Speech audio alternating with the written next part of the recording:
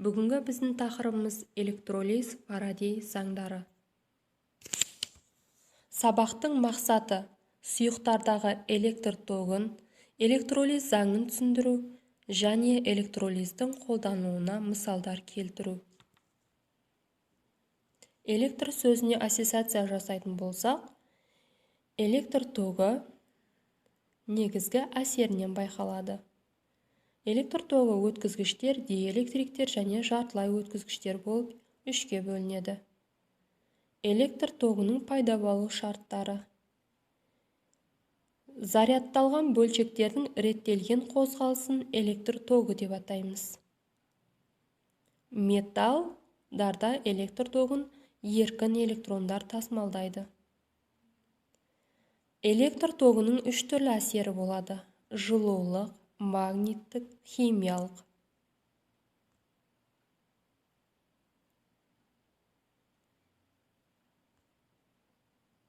Әр түрлі ортадағы электр тогын, яғни заттарды электр тогына өткізгіштігіне байланысты үшке бөліп қарастырамыз: өткізгіштер, шала өткізгіштер, диэлектриктер. Жеке-жеке тоқталып өтетін болсақ, өткізгіштер 4 топқа бөлінеді. Металдар, яғни электр тогын жақсы өткізетін металдар: мыс, алюминий, алтын, тағы басқалар.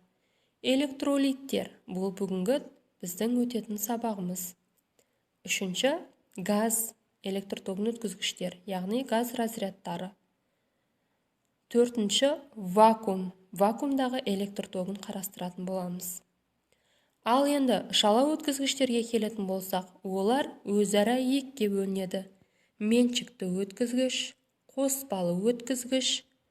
Ал қоспалы өткізгіштердің өзі кемтікті қоспалы өткізгіш, электрондық қоспалы өткізгіш болып екіге бөлінеді. Ең соңғысы диэлектриктер, газдар. Қалыпты жағдайда газ электр тогын өткізбейді. Өткен сабақты еске түсіретін болсақ, біз өткен сабақта металдардағы электр тогы туралы өткен болатынбыз. Біз металдарда электр тогын еркін электрондар тасымалдайтынын білдік.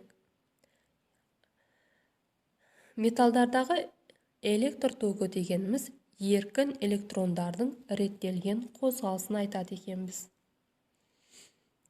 Сонымен электр тогын тек металдар емес, сонымен қатар ерітінділер де өткізеді.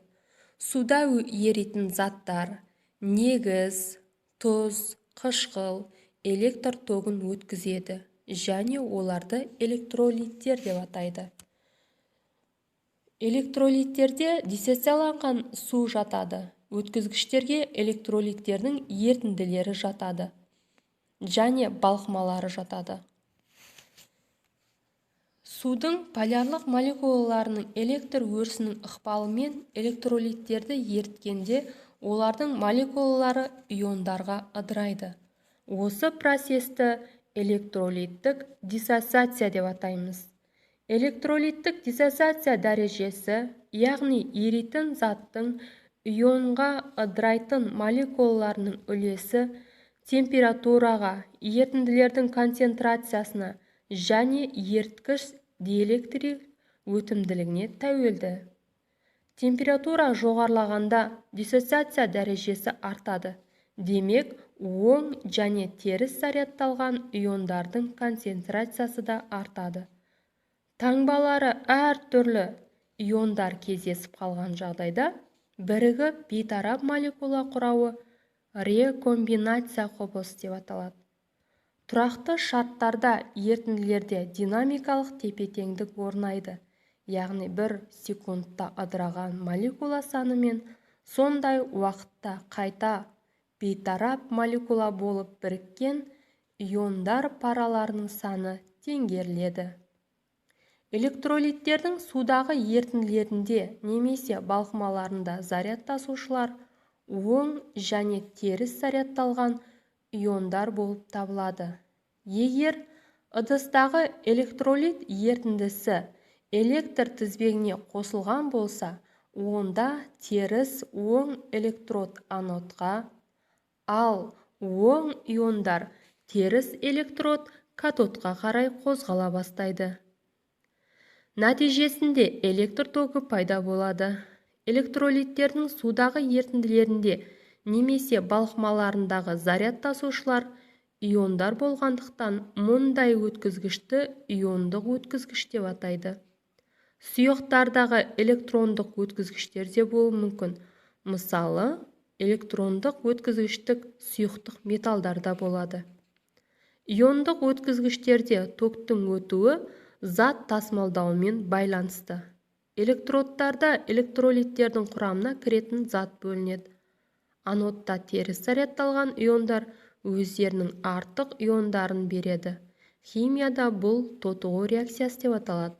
Ал катодта оң иондар өздерінің жетпейтін электрондарын алады, қалпына келтіру реакциясы жүреді.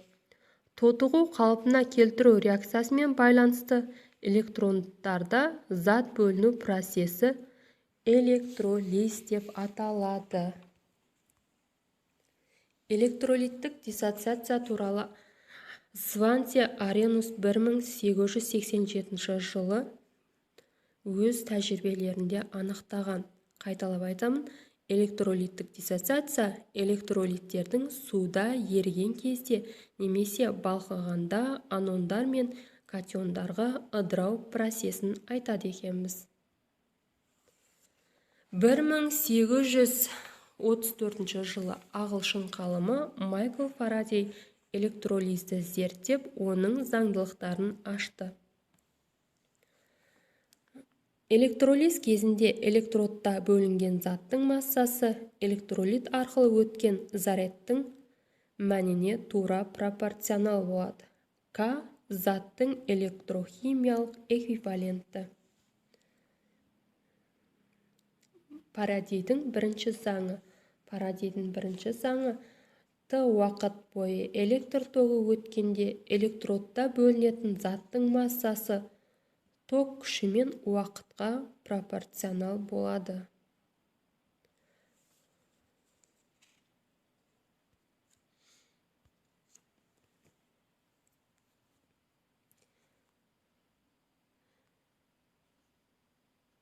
Металдарда табиғи жағдайда электрохимиялық қасиеттерде байқалады екен. Мысалы үшін ас тұзы тағы басқа. Енді біз электролиз заңына тәжірибе жасайық. Қарапайым ванна аламыз. Оған бір натрий хлор немесе тағы басқа сұйық құямыз. Екі электрод саламыз, яғни катод пен анод екі электрод суға, яғни сұйықтыққа батырылып тұрылу қажет. Анод оң заряд, катод теріс заряд. Электр тогына қосқан кезде қазір тәжірибеде қалай болатынын көреміз. Яғни не болды? Оң иондар катодқа қарай, катиондар, яғни теріс иондар анодқа қарай жылжып кетті. Яғни біздің натрий хлорымыз екіге бөлініп кетті, хлорға және натрийға. Тәжірибеден көріп отырғанымыздай, электролиз ерітінділердің электр тогы әсерінен оң және теріс зарядталған бөлшектерге ыдырау процесін айтады екенбіз. Электролиздің қолдануына келетін болсақ, электролиз процесі әсіресе заттардың бетін басқа бір металмен, яғни бір металдың бетін екінші бір металмен қаптау үшін қолданылады.